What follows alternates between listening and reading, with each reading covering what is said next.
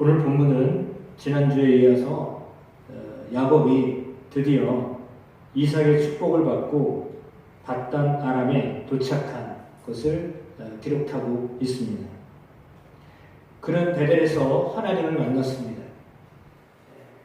지난주 우리가 그림을 통하여서 보셨던 것처럼 아버지에게 축복을 받고 브엘세바에서 베델까지 올라갔고 그 베델에서 사닥다리를 보았습니다. 이것은 하나님을 만난 것이다 라고 볼 수 있습니다. 하나님을 만난 다음에요, 야곱의 모습이 많이 달라졌습니다. 하나님을 만나면 삶이 달라집니다. 하나님을 만난 사람, 특별히 야곱은 베델에서 밧단 아람까지 가는 길, 그 길은 베델까지 가는 길과는 사뭇 다른 길을 가게 되었을 것입니다. 왜냐하면 하나님을 만나기 전에는요, 나 혼자다 라는 생각을 가지고 베델로 갔거든요. 그런데 베델에서 하나님을 만난 다음부터는요, 이제부터는 내가 혼자가 아니구나, 하나님이 나와 함께 하시는구나 라고 하는 것들을 알게 되었습니다. 하나님을 만나면 그 하나님이요, 여러분과 함께 하십니다. 그러니까 사람이 없어도 내 주변에, 내 주위에 나를 지지하는 것 같지 않아도 하나님이요, 나를요 지지하고 계신 거예요. 하나님이 나를 보호하고 계신 거예요. 야곱은 혼자 갔다가 베델에서 혼자 하나님을 만났어요. 혼자 있을 때 하나님을 만나는 겁니다. 여러분, 어쩌면 우리가 홀로 있다고 생각되어질 때가 하나님을 만날 수 있는 절호의 기회입니다. 야곱이 하나님을 만났기 때문에 그의 인생이 달라진 것을 우리가 성경을 통하여서 알게 되는데요. 오늘 본문을 보면 이렇습니다. 4절 말씀 보겠습니다. 야곱이 그들에게 이르되 내 형제여 어디서 왔느냐? 그들이 이르되 하란에서 왔노라. 이 구절은 특별한 구절이 아닌 것 같잖아요. 그런데요, 특별한 구절입니다. 왜냐하면 야곱은 여지까지 수동적인, 소극적인 삶을 살았어요. 엄마가 등 떠밀어가지고 아버지한테 들어가서 축복권을 받았어요. 그리고 그렇게 할 수 없이 엄마 아빠가 야, 너 형한테 잘못하면 잡혀 죽는다. 그러니 외삼촌 라반의 집에 가서 가정을 꾸리고 있어라. 우리가 좋은 소식이 오면 그 소식을 전하도록 할 테니 그렇게 하도록 해라. 라고 해가지고 이제 결혼을 하러, 사실은 결혼하러 이제 삼촌의 집에 가게 된 거죠. 그러면 그 중요한 결정을 물론 하나님의 인도하심이지만 본인의 의지로 간 게 아니라 등 떠밀려서 간 거예요. 원하든 원하지 않던 결혼을 해야 되니까 너는 형과 다르게 우리 혈족에게 찾아가서 결혼을 해야 되겠다 라고 해서 그렇게 가게 된 거죠. 그런데 지금 밧단 아람에 도착해서는 야곱이 먼저 그곳에 머물고 있었던 목자들에게 먼저 말을 겁니다. 그러니까 외지에서 지금 들어간 거잖아요. 혼자 갔어요. 그러니까 사실은 저쪽에서 어떻게 오셨습니까? 이렇게 말해야 정상이죠. 외지 사람이 왔으니까 궁금하니까 당신은 어디서 왔습니까? 이렇게 묻는 게 정상인데 반대로 야곱이 들어가서는 당신들은 어디서 왔습니까? 이렇게 얘기를 해요. 그들이 얘기를 했습니다. 우리는 하란에서 온 사람들입니다. 그렇습니까? 나도 하란을 찾고 있었는데요. 하란에 우리 외삼촌 라반에 계신데 그 외삼촌 라반은 잘 계십니까? 오늘 성경에는 평안합니까? 이렇게 질문을 했습니다. 그러니까 지금 이 야곱은요, 상당히 적극적으로 지금 가야 할 목적지를 묻고 있는 겁니다. 그러니까 수동적이었고 소극적인 사람이요, 하나님을 만나면서 이제는 적극적으로 먼저 질문을 하고 먼저 가까이 가고 그래서 먼저 얘기를 하는 거예요. 그러니까 외지 사람이지만 먼저 그들 사이에 어떻게 보면 토착민들에게 기존에 있는 사람들에게 먼저 말을 걸은 거예요. 그래가지고 얘기를 한 거죠. 그러니까 그들이 이야기를 들었습니다. 그런데 우물가에서 목자들을 만났다라고 성경을 쓰고 있잖아요. 그러면 사실은 이 시간은 그 양떼들을 초장을 찾아서 풀밭을 찾아서 데리고 나가 있어야 될 시간이에요. 그런데 이 목자들이 우물가에서 그냥 널브러져가지고 쉬고 있어요. 어떻게 보면 열심히 일을 하지 않는 목자들의 모습이 보여지고 있는 거죠. 양떼들을 데리고 나갔다가 좀 나중에 나와야 되는데요. 이게 처음부터 우물가에서 죽치고 있는 겁니다. 그냥 거기서 쉬고 있는 겁니다. 일해야 될 목자들이요, 일하지 않고요, 쉬고 있는 모습을 보여주고 있습니다. 이것은 야곱의 변화된 모습과 대비를 시키기 위해서 이렇게 기록을 해놓은 것으로 보여집니다. 아무튼 라반을 찾았습니다. 그래서 라반을 찾는데 그들이 이야기를 합니다. 우리가 보니까 저기 라반의 딸이 양떼를 몰고 온다. 그렇게 이야기합니다. 그러면 사실은 저렇게 멀리 갖고 홀로 가서 첫 번째 우물가에서 하나님이 아닌지 긴지도 모르고 여기가 거긴지 아닌지도 모르고 그렇게 갔는데 하나님 맞다는 소식을 듣고서 얼마나 마음 심적으로 안도감이 생겼을 거예요. 요즘처럼 간판이 있거나 표지판이 있거나 안내판이 있어가지고 하란 이렇게 써놓을 일도 별로 없고, 그러니까 어디가 어딘지도 모르고 갔는데 거기가 하나님 가까운 우물가였던 것입니다. 그렇다면 그를 저 멀리 중간에 베델에서부터 저 하란까지 인도하실 때, 제가 인도하신다라고 말씀을 드렸죠. 하나님이 그와 함께 하시면서 야곱을 데리고 바단 아람까지 하란까지 인도하신 것입니다. 하란까지 인도하셨는데 정말 정확하게 인도하셨어요. 내비게이션이 있는 것도 아니고요, 지도가 있어서 찾아간 것도 아니에요. 초행길이에요. 우리가 내비게이션 생기기 전에는 어떻게 찾았나요? 무조건 근처에 가가지고 물어서 개똥이네 집이 어딥니까? 예를 들면 장례식장이 어딥니까? 결혼식장이 어딥니까? 물어서 갔죠. 시장이 어딥니까? 이래서 물어서 갔단 말이에요. 그러니까 사실은 야곱도 똑같이 베델에서부터 하란까지요, 물어서 갔을 거예요. 아직도 생생하게 기억납니다. 애들 교복을 구하려고 시내를 나가야 되는데 아마 저하고 신방 통정지역쯤 됐었던 것 같아요. 조금만 가면 된다고 그랬던 기억이 나요. 조금만 가면 된다고 어떻게 표현을 잊어버렸는데 그냥 이렇게 쭉 올라가면 된다고. 근데 쭉 올라가는 게 한 30분 걸리더라고요. 그래가지고 이게 참 거리 감각도 그렇고 말하는 것도 그렇고 참 다르구나. 근데 사실상 이제 금방 찾은 것 같긴 한데, 때로는요 어디를 가서 물어보면 어떻게 물어봐요? 거기가 어디냐고 물어보면 어떤 사람은요, 지난번에 어디를 부여를 갔는데 시장에 가가지고 국수를 먹으려고 시장 갔는데 어디에 맛있는 국수가 있냐고 물어봐서 이제 찾아가는데 반대쪽을 알려주는 거예요. 모르고 아무튼 알려주니까 글로 갔어요. 갔더니 없어요.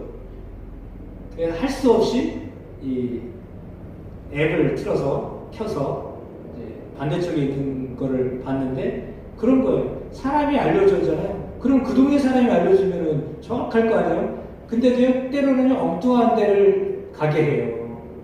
그러면 이거는 우리를 골탱이로 오르는 건가 라고 하지만 사실은 그 사람도 그렇게 알았으니까 그렇게 인도한 거예요.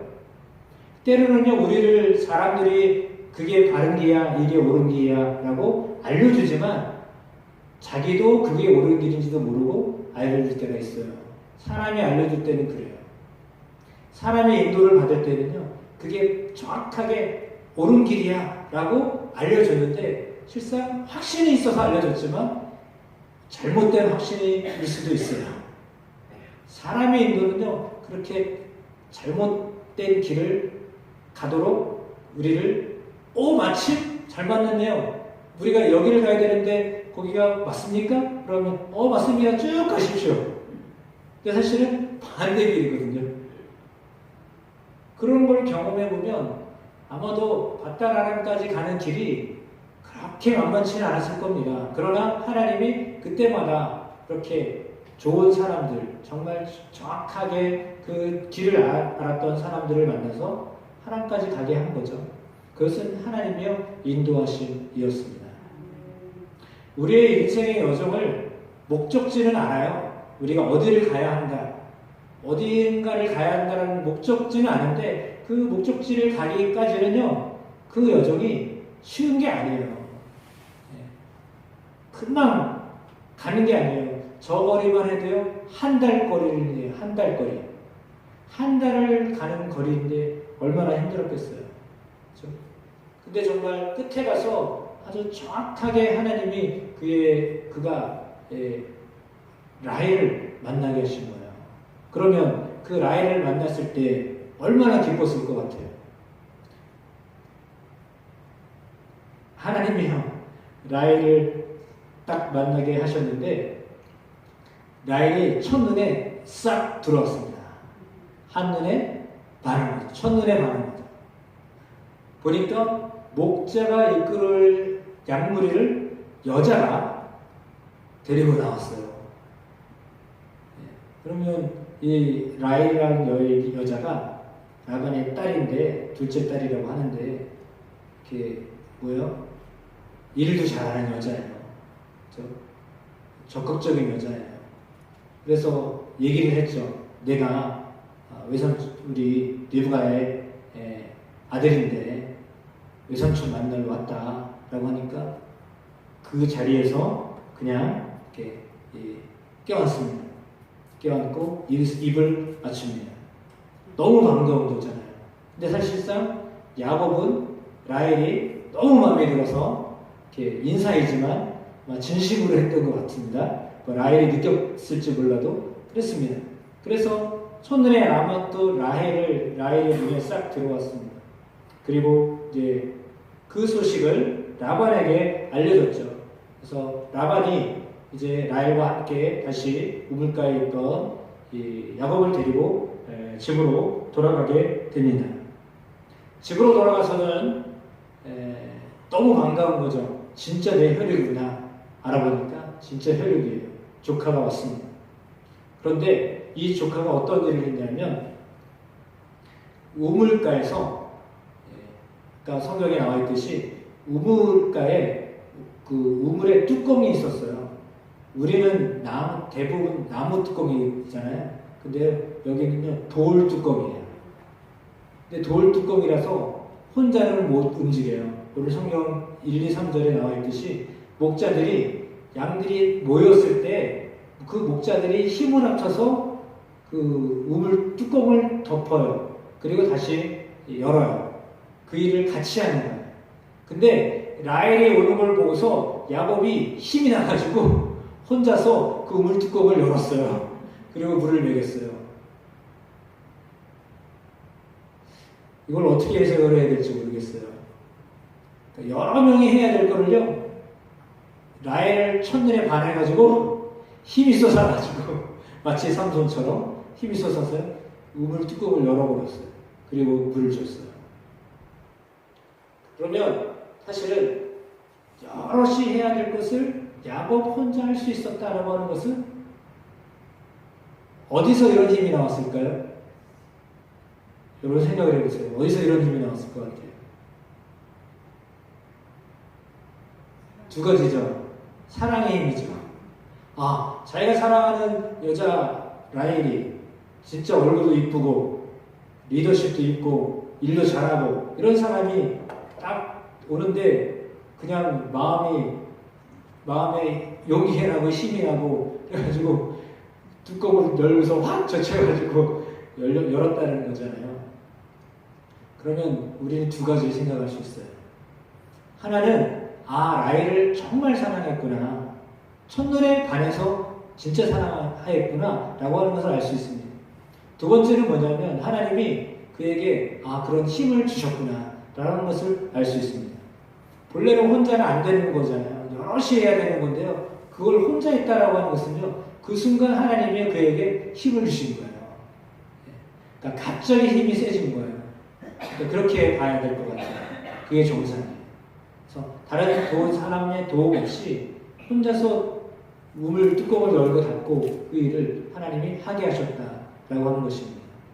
그러면 라헬의 입장에서는 여러분 어때요? 이 사람 봐라? 생긴 거는 잘 몰라요. 성경에 야곱에 대한 이야기 이렇게 정확하게 인물에 대한 이야기 나오지 않아서. 그러나 힘이 세잖아요. 여럿이 해야 될 것을 이 남자가 한 번에 딱 했잖아요. 그리고 자기에게 이렇게 맞추고 하는데 진심이 느껴지고 그런 거를 왜 딱 느꼈겠죠. 그렇죠. 이 사람 나를 정말 사랑하나 라고 하는 것들을 느끼지 않았을까라는 생각을 하는데, 아무튼 그런 겁니다. 그래가지고 라반의 집에 들어갔습니다. 라반의 집에 들어갔는데 그냥 먹고 자기는 쉽지 않은 일이잖아요. 아무리 외산처럼 지리지만 그래도 식사도 제공해주고 잠자리도 제공해주고 일자리도 제공해주는데 어떻게 해야 될까? 근데 한 달을 머물자고 약속을 합니다. 그래가지고 외삼촌 라반이 아주 제 생각에 첩보를 붙여가지고 야곱에게 양떼도 한번 몰아서 가게 하고, 이런 과정에서 라헬과 더불어서 라헬이 양을 몰고 이런 일을 했었으니까 라헬과 또 야곱이 함께 양을 몰러 가기도 하고 다시 오기도 하고 이런 과정들을 한 달 동안 했어요. 그러면 다른 목자들도 있었겠지만 라헬이 분명히 야곱이 어떤 사람인가 라고 하는 것을 한 달 동안 내내 옆에서 지켜보았을 겁니다. 그러면 라헬이 아버지 라반에게 뭐라고 보고했을 것 같아요? 조카인데 어쩌면 그냥 대충 열심히 할 필요 없잖아요. 친척집에 왔는데 친척집 와가지고 그 집 일을 이렇게 열심히 하는 그 조카가 있다면 그거는 보통 조카가 아니죠. 근데 야곱이 조카인데 와서 일하는 거 보니까 자기 집 일을 하는 것처럼, 마치 자기 아버지의 일을 하는 것처럼, 자기 거를 하는 것처럼 그렇게 하더라는 말이에요. 라헬이 볼 때 그런 거예요. 그래서 자기처럼 열심히 하는 거예요. 보니까 이 조카 야곱이 왔는데 마치 자기 양을 키우는 것처럼 그렇게 열심히 하고 있는 겁니다. 그러니까 라반에게 뭐라고 말했겠어요? 아빠, 내가 한 달 지켜봤는데 저 야곱 말이야 진짜 마음에 든다. 꾀도 안 부리고 얼마나 열심히 하는지 몰라. 이렇게 보고 안 했겠어요? 그렇죠? 그런 보고를 분명히 했을 거라는 거예요. 그러니까 라반이 좀 반신반의했다가 라헬이 그런 말을 하니까 그래? 그러면 너 원하는 게 뭐냐? 이제 그제서야 한 달 지나서 물어봅니다. 물어봤더니 야곱이 하는 말이 뭐라고 말합니까?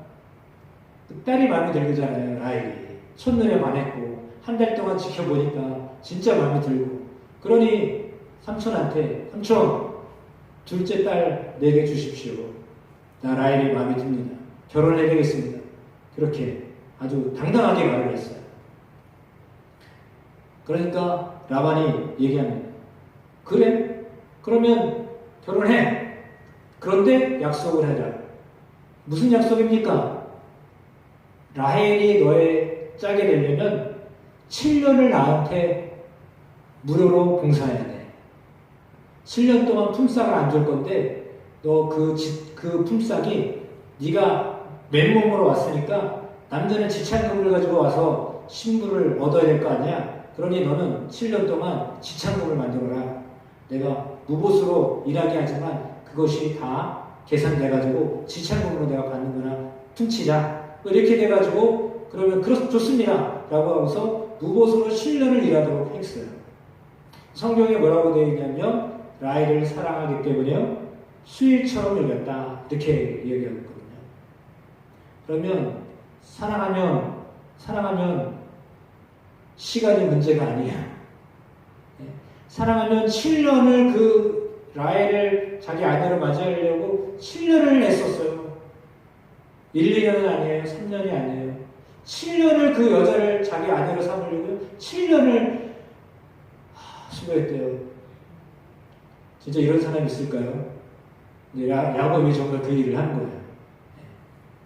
7년 동안 군소리 하지 않냐고 아내를 삼고자 라헬을 위해서 라반에게 섬겼어요.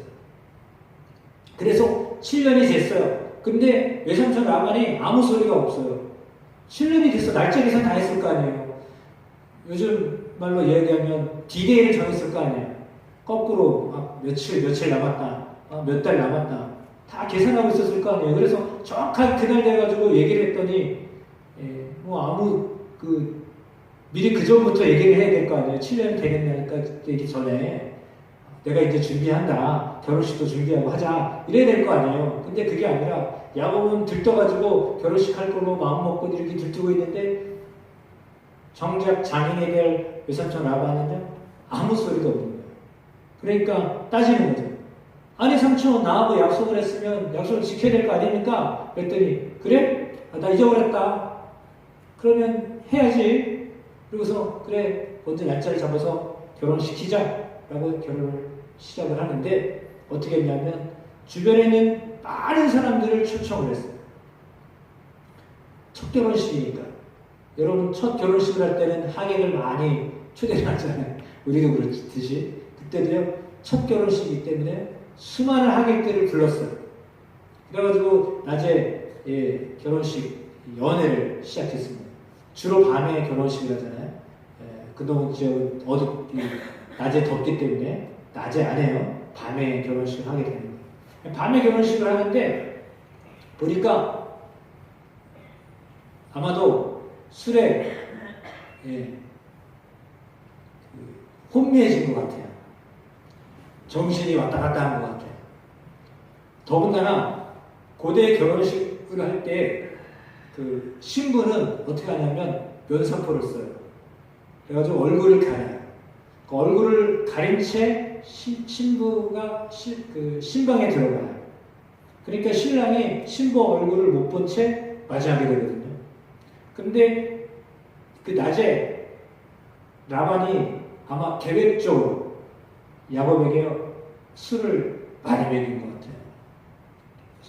분간을 못할 정도로 혼미할 정도로 그렇게 먹인 것 같아요. 왜냐하면 라헬을 결혼시키겠다고 해서 그렇게 생각하고 이제 라헬과 이제 오늘 첫날 밤 지내겠다 들뜬 마음으로 가지고 있었는데 그 다음날 아침에 일어나 보니까요 아닌겨 이게 라헬이 아니라 레아가 들어온 거야. 너무 깜짝 놀란 거죠. 그러면 이게 어떻게 된 거예요? 아니 약속을 할 때는 라헬을 보내주기로 했는데 들여보내기로 했는데 레아를 들여보냈어요. 7년을 정말 피땀 흘려서 수고했어요. 자기 일처럼 정말 한 달에 일한 것처럼 한 달 열심히 일했던 것처럼 7년도 열심히 일했어요. 정말 성실하게 일했어요. 왜요? 그가 하나님이 함께한 사람이었기 때문에. 하나님을 만난 다음부터는요 생각이 달라지는 거예요. 이게 외삼촌의 것이어도 내 것처럼 생각하고 열심히 한 거죠. 그러니까요 상당히 부유해졌어요. 양떼들이 많아지고요 훨씬 좋아졌어요. 그걸 눈으로 보는 거예요. 그런데 보니까 라반의 생각에서는 라헬을 이렇게 주고서 그냥 돌려보내면 번돈 생각이 나는 거죠. 아까운 거죠. 그래가지고 야곱에게는 이야기하지 않고 아마도 제 생각에 동네 사람들에게는 레아와 결혼식을 한다 이렇게 이야기하면서 야곱에게만 말을 안 한 것 같아요. 그래가지고 사람들은 다 레아가 결혼을 줄 알아요. 왜요? 그들은 결혼할 때 첫째가 먼저 가거든요. 그러니까 묻지도 않고 따지지도 않고 하객들은 분명히 결혼을 했다 초대를 받았어요. 그럼 누가 결혼하는 걸 알아요? 레아가 결혼하는 걸 다 알고 온 거예요. 근데 누가만 몰라요? 야곱만 몰라요. 당사자는 모르고 결혼식 첫날 밤을 지냅니다. 아침에 깨서 일어나 보니까 완전히 이게 진짜 날벼락이죠. 이걸 아닌 거야. 정말 이걸 아닌 거죠. 그래서 삼촌한테 화를 냈습니다. 이게 어떻게 된 겁니까? 라헬을 나한테 보내기로 해놓고서 왜 레아를 나에게 거짓말하는 거 아닙니까? 나를 왜 속였습니까? 라고 말하니까 그제서야 이야기해요. 야, 들어봐라. 우리 지역에서는 첫째가 먼저 가는 거다. 그러면 네가 아무리 라헬을 좋아한다고 해도 내 입장에서 생각하면 레아를 먼저 시집 보내는 게 맞지. 그러면 레아도 너한테 주고 라헬도 너한테 줄 테니 그냥 받아. 그리고 사람들이 다 와서 받잖냐? 이거 취소 못한다. 이렇게 나오는 거예요. 그러면 옛날 같으면 어떨 것 같아요? 막 올라와가지고 막 쌍욕을 했겠죠. 삼촌이 이럴 수 있어요? 네, 그런 거죠. 정말 믿을 없다고 이렇게 따지는 거잖아요, 지금. 근데 상당히 순화된 모습이에요.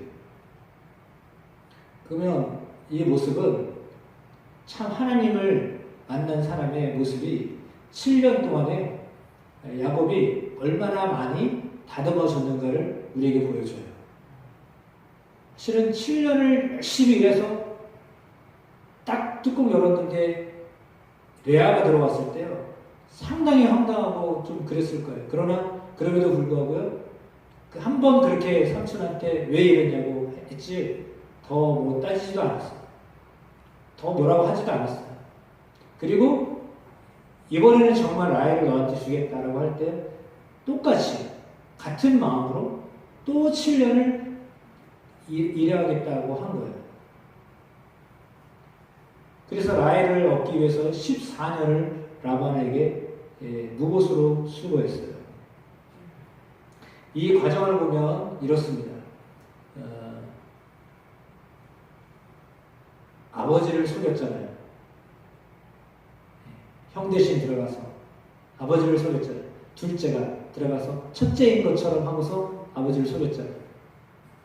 라반이 자기 큰딸을 들여보내면서 둘째인 양 들여보냈잖아요. 그래서 보기 좋게 당했습니다. 자기가 한 대로 그대로 당했습니다. 그러면서 그가 그때 아마 더 뼈저리게 깨달았을 겁니다. 아, 하나님이 그때 내가 그렇게 뭔가를 빨리 얻으려고 했었던 내 욕심, 그걸 내가 하나님이 깨닫게 하셨구나. 네. 여러분, 하나님이 주시는 축복 맞아요. 하나님 축복하신 거 맞아요. 야곱을 하나님이 선택하신 거 맞아요. 하나님의 백성 맞아요. 근데 하나님의 백성이 되는 과정이요, 그렇게 쉽게 빨리 되는 게 아니에요. 시간이 걸려요. 인내를 배워야 돼요. 그래서 하나님의 자녀로 성숙해지기 위해서는요, 당연히 이런 인내 절차를 밟아야 돼요. 이 절차를 밟아야 하나님 앞에서 귀하게 쓰임받는 사람이 될 수 있어요. 하나님은요, 그 야곱을 지금 라반의 집에서 그 일을 하고 계신 거예요. 야곱의 마음 가운데 기다리는 것을 지금 알게 하시는 거예요. 더군다나 사랑하면, 네? 사랑하면 기다려야 되는구나 라고 하는 것을 아는 거예요. 그걸 배우게 하는 거예요. 사랑하면요, 그 사람이 사랑하면 기다릴 줄 아는 거예요. 근데 사랑하지 못하니까요, 막 어떻게 그렇게 자기가 뭔가를 해보려고 하는 거죠. 근데 야곱의 경우에는 자기가 어떻게 할 수가 없잖아요. 외삼촌 라반이요, 한 수 위거든요. 자기보다 더 고단수로 자기를 다루고 있잖아요. 그러니까 어떻게 보면 속이는 자 위에 더 속이는 자가 있어가지고 야곱을 훈련시키고 있는 거예요. 그러니까 아주 혹독한 조교를 만났어요. 그 사람을 훈련시키려고 하나님이요, 이렇게 아주 특별한 라반을 만났습니다. 성경에 나중에 보면 그렇습니다. 딸들도요, 이제 야곱이 자기 고향으로 가야 됐다고 하니까요. 아버지한테 상의도 안 하고 그냥 갑니다. 그건 무슨 얘기냐면 딸들도 아버지가 그렇게 마음에 안 드는 거예요. 왜냐하면 아버지가 일을 엄청 시키는 거거든요. 딸인데도 아들처럼 일을 엄청 많이 시킨 거예요. 그러니까 어떻게 보면 혹사시키는 일들을 많이 한 거죠. 그러니까 딸들의 입장에서도 아버지가 그리 마음에 안 드는 거예요. 일만 좋아하고 자기 부유하게 되는 것만 좋아하는 아버지. 딸이라도 배려하지 않고 그냥 자기만 배부르려고 하는 아버지. 그런 아버지였어요. 그런 아버지 밑에서 야곱이 수십 년을 수고하고 애쓰는 걸 보니까 아이고 이제는 안 되겠다. 우리 빨리 나가야 되겠다. 라고 하는 마음을 이렇게 갖게 되어진 거죠. 그래서 그 때가 된 거예요. 딸들의 마음에도 이제 아버지 그늘에서 아버지의 손 아래에서 나가야 되겠다. 라는 마음을 갖게 됐었고 또한 야곱도 이제는 나가야 되겠다. 라고 하는 마음을 갖게 되었는데 사실은 그 전에 그 과정 자체가 사실은 쉽지는 않았다. 상당히 오래 14년 동안 한 사람을 사랑하는 동안에 마치 7일처럼 또 다른 7일처럼 일하는 어떤 모습들이 그에게 있었다라고 하는 것이 오늘 성경의 기록입니다. 여러분 레아의 입장에서 한번 성경을 생각해 보면 어떨까요? 레아도 아마 야곱을 사랑했을지 몰라요. 야곱이 괜찮은 사람이잖아요. 그렇죠? 괜찮은 사람이에요. 근데 동생을 더 사랑해. 그게 눈에 보여요. 언니의 입장에서 자기도 사랑하지만 동생을 더 사랑하는 야곱이 있기 때문에 라헬과 결혼한다는 걸 알고도 아버지가 우리는 관습대로 네가 먼저 결혼해야 돼 라고 해서 신방에 들어가긴 했지만 사실은 그 마음이 썩 소변치는 않았을 거예요. 좋지는 않았을 거예요. 그냥 뜸뜨름하게 할 수 없이 하는 것처럼 속으로는 좋았을지 몰라도 그냥 그 마음이 상당히 복잡했을 것 같아요. 그런 입장이에요. 그러나 레아는 그래도 아버지가 시켰으니까 그냥 군소리 없이 들어갑니다. 그럼 사실은 자기를 사랑하지 않는 사람이 자기를 아내로 삼았을 때 그 마음이 어땠을 것 같아요? 아들을 셋 낳고 넷까지 낳아서 이제 출산이 멈췄다라고 성경에 기록하는데 셋째까지 아들들의 이름에 여호와의 이름이 다 들어가요. 여호와께서 어떻게 했다, 여호와께서 어떻게 하셨다, 여호와께서 어떻게 하셨다. 그게 나와요. 그러면 그 뭐냐면 레아가 야곱의 눈에 성이 안 찬 거죠. 결혼을 했는데도 아직도 라헬에게 마음이 있는 거예요. 결혼을 먼저 레아가 했는데 마음은 라헬에게 있는 야곱을 보면서 자기에게 몸은 가까이 와 있지만 마음이 멀리 있는 야곱을 보면서 얼마나 마음이 안 좋았겠어요. 그러니까 첫째 애를 낳았는데 괴롭다. 하나님이 내 괴로움을 보셨다. 이 말부터 시작해가지고 하나님이 뭐 자기를 어떻게 하셨다라고 하는 내용으로 아들들의 이름을 기록해요. 그렇다면 레아는 하나님께 계속 기도한 거예요. 그렇죠? 아들들의 이름을 그렇게 지었다라고 하는 것은요, 자기의 서러움, 자기를 사랑하지 않는 야곱 때문에 가지고 있는 서러움, 결혼을 했지만 사랑받지 못하고 있다는 그 마음 때문에 갖고 있는 괴로움, 외로움, 이것을 누구에게 하셔야 해요? 야곱에게 하지 않냐고요? 하나님께 한 거예요. 하나님께 기도한 거예요. 끊임없이 하나님께 기도했어요. 처음에 애도 안 낳았어요. 근데 나중에 태음을 여셨다고 했거든요. 왜요? 그가 괴로워하고 아파하는 모습을 보시고 하나님이 그에게 태음을 열어주셨어요. 그래서 아이를 갖게 되었던 거예요. 라헬은 그럼에도 불구하고 사랑을 받았지만 애를 가질 수가 없었어요. 너무 아이라는 얘기잖아요. 사랑은 받았는데요, 애를 못 낳아요. 사랑받지는 못했는데요, 아이는 낳아요. 참 이게 좀 조화가 안 맞잖아요. 그런데요, 정말 중요한 게 뭐냐면 하나님의 레아를 사랑하셨다는 겁니다. 남편의 사랑은 덜 받았는데요, 나중에 유다, 넷째 아들 유다를 낳으면서 하나님을 찬송하리로다라고 하거든요. 그래서 그의 레위를 낳고 연합하였다. 그리고 유다를 낳으며 여호와를 찬송하겠다. 이렇게 이야기하는데 그때서는 이제 아이를 많이 낳고 난 다음에 야곱이요 레아를 이제 마음에 받아들인 것 같아요. 그때서는 하나님을 찬송합니다라고 하는 그 믿음의 표현을 하게 돼요. 그러니까 그 과정, 레아의 입장에서도요 그 과정이요 아주 쉽지 않았어요. 야곱을 자기의 남편으로 삼고 아이를 낳아가면서도요 그 마음이요 상당히 어려웠어요. 그러나 유다를 낳으면서 하나님을 찬양하는 그런 모습을 보면 하나님을 향하여서 기도한 여인이었구나 라고 하는 것을 우리가 알 수 있게 됩니다. 그래서 어떻게 보면 이 짧은 29장 말씀을 보면 참으로 모습은 너무 제각각이에요. 그렇죠? 마음이요 다 제각각이에요. 예? 향하는 마음이요 다 달라요. 근데도 불구하고요 중요한 게 있어요. 그거 뭐냐면 야곱이 외로울 때도 하나님이 그를 보호하시고 여기까지 인도하셔서 4명의 아내를 갖게 되고 이제 자녀를 계속 상생하게 된 것처럼 하나님이 레아가 외롭고 괴롭고 힘들었지만 하나님이 그의 기도를 들으셨고 그를 사랑해 주셔서 결국은 야곱도 레아를 받아들이게 되었다라고 하는 것입니다. 그러니까 레아의 입장에서도요 야곱처럼요 인내를 했던 거예요. 똑같이. 그러므로 오늘 성경을 통해 우리가 알게 되는 것은 이것입니다. 하나님이 우리를 사랑하시는데 사랑하시는 하나님이 우리의 삶을 여시기까지 우리의 삶이 좀 형통하게 복된 길에 들어가기까지 기다리는 시간들이 있다라고 하는 것을 기억하시기 바랍니다. 그러니까 그 기다리는 시간을요 정말 하나님을 의뢰하면서 성실하게 충성스럽게 열심히 사셔야 돼요. 그럼요 그걸 하나님이 다 지켜보시고요 길을 여실 때 이제는요 야곱이요 12아들을 갖게 되고 딸 하나를 얻게 되잖아요.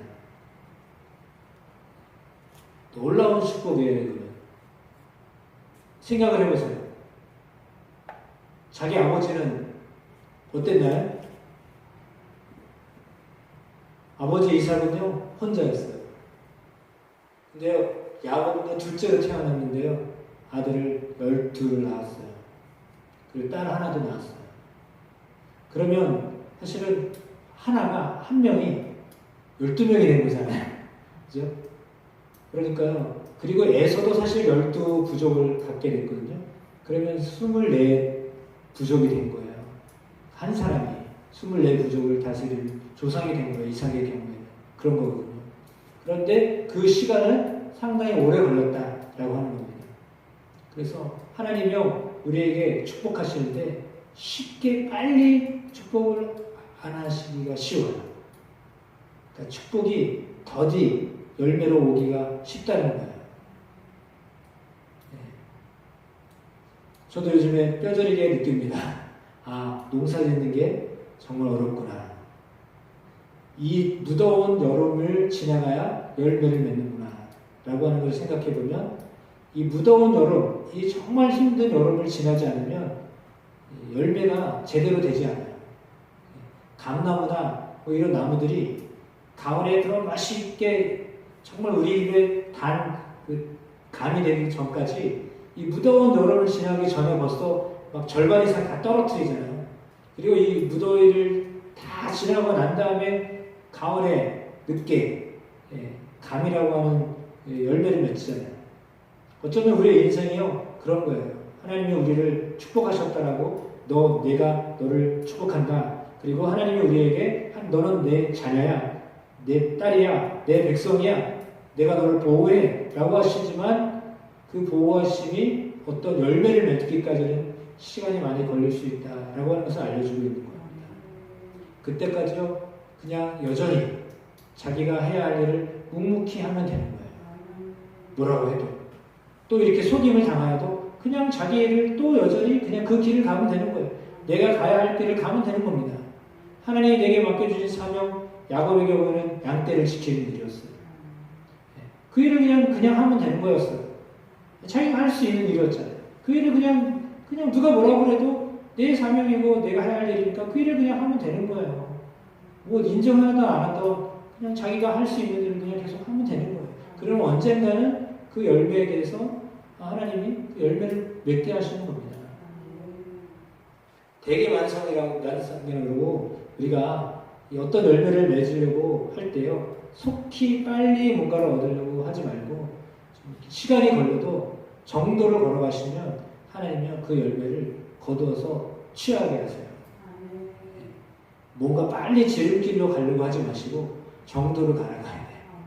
그러면요, 하나님이 때가 되면 정말 좋은 열매를 맛보게 하십니다. 야곱의 경우가 바로 그런 경우였습니다. 그리고 그동안에 하나님은 그에게 체력을 지켜주신 거예요. 그 체력을 가지고 그 12자녀들을 거느리고 살 수 있는 그런 체력을 하나님이 주셨어요. 또한 지혜를 주셨어요. 그런 은혜들이 야곱에게 있었던 것처럼 여러분에게도 있게 되게 하실 줄로 믿습니다. 하나님이 지금도 여전히 우리를 보호하고 계십니다. 하나님이 지금도 여전히 보호하고 계신 겁니다. 그걸 여러분이 믿으셔야 됩니다. 말씀 보신 대로 이 말씀도 기억하십시오. 스스로 속이지 말라. 하나님은 업신여김을 받지 아니하시나니 사람이 무엇으로 심든지 그대로 거두리라. 심는 대로 거두는 겁니다. 반드시 심었다면 거두게 되어 있습니다. 내가 무엇을 심든지 성실을 심었다면 성실함에서 오는 열매를 하나님이 받게 하십니다. 사랑을 심었으면 사랑에 대한 열매를 하나님이 거두게 하십니다. 그런 겁니다.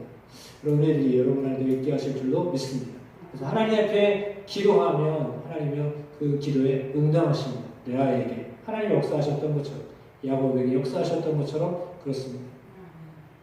국률이 여길 때 하나님이 국률이 여기는 자, 불쌍히 여길 때 하나님이 그에게 은혜를 베풀어 주십니다. 하나님이 야곱을 국률이 여기셨던 것처럼, 하나님이 레아를 국률이 여기셨던 것처럼 하나님은 우리를 국률이 여겨주십니다. 그 하나님을 보며 사는 겁니다. 사람을 보며 사는 게 아니라 사람은 어떻게든지 라반처럼요, 이렇게 저 사람 뭘